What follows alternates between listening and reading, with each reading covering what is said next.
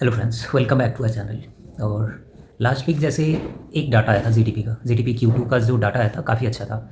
और उसके बारे में मैंने लास्ट वीडियो में काफ़ी बात की है। तो अभी थोड़ा सा बात करते हैं, उसके बाद से मार्केट का ओवरव्यू देखेंगे कैसा रहा। अगर हम पिछले 24 घंटे में देखें क्या हुआ, तो बिटकॉइन ऑलमोस्ट 4000 पॉइंट गिर चुका है। एक बार फिर से 92,000 गया था, फिर 92,000 से नीचे आ गया। ठीक है। उसके बाद से अगर हम निफ्टी की बात करें तो निफ्टी 26,325 का, अगेन 318 का जो हाई था उसको ब्रेक करके 325 तक गया। और 325 जाने के बाद से फिर से एक बार आज का अगर लो देखें तो 26,124 के आसपास लो था। तो ऑलमोस्ट आज का जो वॉल्यूम था, अगर हाई से देखें लो तो 200 पॉइंट डाउन गया। क्लोजिंग के टाइम थोड़ा सा ऊपर क्लोज हुआ है 175 180 के आसपास। अगर हम डाउ जोन्स की बात करें तो डाउ जोन्स अभी भी नेगेटिव ट्रेड कर रहा है, मतलब ऑलमोस्ट 1% के आसपास। उसके बाद से अगर हम यूएस मार्केट को देखें तो यूएस मार्केट भी नेगेटिव ही है। और इसके पीछे रीज़न क्या है? देखिए, इंडियन मार्केट का तो समझ में आता है, क्योंकि जो रुपीज़ का वैल्यू है वो बहुत ज़्यादा डेप्रिशिएट हो रहा है। और आने वाले 15-20 दिन में लगे, मतलब दिख रहा है कि 90 ईजिली ब्रेक कर जाएगा। ठीक है, 90 तक पहुंच जाएगा, 90 ब्रेक भी कर जाएगा। और आने वाले अगर मार्च अप्रैल तक बात की जाए तो 91 92 चला जाएगा। तो एक बार हम निफ्टी पे बात करते हैं। ठीक है, तो निफ्टी का जो अभी हाई है 26,375 का है, और आज का लो 26,125 का बना था, 124-125 का। तो इसका भी जो रेजिस्टेंस है वो पहले तो 26,300 ही है। 26,300 के ऊपर क्लोजिंग आए, क्योंकि क्लोजिंग किसी दिन नहीं आई है। इसके पहले भी 324 तक गया था, फिर नीचे ही क्लोजिंग आई। आज भी वैसे ही हुआ। अभी तो ऐसा हो गया कि मतलब 26,200 के ऊपर सस्टेन करना थोड़ा सा मुश्किल हो रहा है। 300 तो दूर की बात है, क्योंकि 300 200 के ऊपर जैसे ही जा रहा है नेक्स्ट डे गिर जा रहा है। तो 26,300 एक स्ट्रॉन्ग रेजिस्टेंस कह सकते हैं। उसके ऊपर जिस दिन ट्रेड करना स्टार्ट होगा फिर 26,500 का एक नेक्स्ट रेजिस्टेंस हमारा रहने वाला है। अगर हम सपोर्ट की बात करें तो 26,000 का एक साइकोलॉजिकल लेवल है, जो कि इतना जल्दी टूटने वाला नहीं है, और टूटता हुआ दिख भी नहीं रहा है। 26,000 सस्टेन कर रहा है। तो 26,000 और 26,300, ये 300 के पॉइंट में जब तक निफ्टी है तब तक कुछ नहीं हो सकता। 26,000 का लेवल ब्रेक हो फिर हम 25,880 तक देख सकते हैं। और ऊपर की साइड में 26,300 का ब्रेक होने के बाद से 26,500 का लेवल रहेगा। बैंक निफ्टी की बात करें तो 60,120 के आसपास हाई गया हुआ है इसका। ऑलमोस्ट वन सेकेंड, हाँ, 60,114 के आसपास हाई गया हुआ है। ऑल टाइम हाई आज ही ब्रेक हुआ है। तो अभी 60,000 का जो लेवल है वो तो ईजिली हो चुका है। इसके पहले हमने बैंक निफ्टी पे भी बहुत सारे वीडियोस बनाए हुए हैं, बहुत सारी बातें की हुई हैं। तो अभी अगर हम सपोर्ट देखें तो सपोर्ट इसका 58,000 के आसपास अच्छा खासा है। और एक चीज़ और है, जो बैंक निफ्टी का RSI है वो 70 प्लस आ चुका है। तो ये थोड़ा सा कॉशियस रहने वाली बात है, क्योंकि इसके पहले जुलाई में गया था 2024 जुलाई के आसपास, मतलब 2024 जुलाई में गया था, जब 70 के आसपास गया था, वहाँ से करेक्शन हुआ था। उसके पहले 2023 के नवंबर में गया था, फिर उस टाइम भी हमें करेक्शन देखने को मिला। यानी कि 3 बार ये हो चुका है कि जब भी बैंक निफ्टी का RSI 70 के एबव जा रहा है वहाँ से करेक्शन देखने को मिल रहा है हमें। तो अभी भी 70 के आसपास है, और इस टाइम भी लग रहा है कि थोड़ा सा करेक्शन हो सकता है। तो अभी देखने वाली बात होगी कि कितना करेक्शन होता है, क्योंकि अगर हम सपोर्ट की बात करें तो सपोर्ट 2,000 पॉइंट नीचे है, 58,000 के ऊपर, 58,000 के लेवल पे। तो 58,000 काफ़ी क्रूशल हो जाएगा।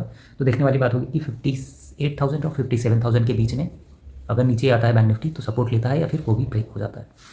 रिलायंस की बात करें तो रिलायंस जो है 1566 के आसपास अभी ट्रेड कर रहा है, और रिलायंस का जो सपोर्ट है वो 1500 के लेवल पे काफ़ी अच्छा खासा है।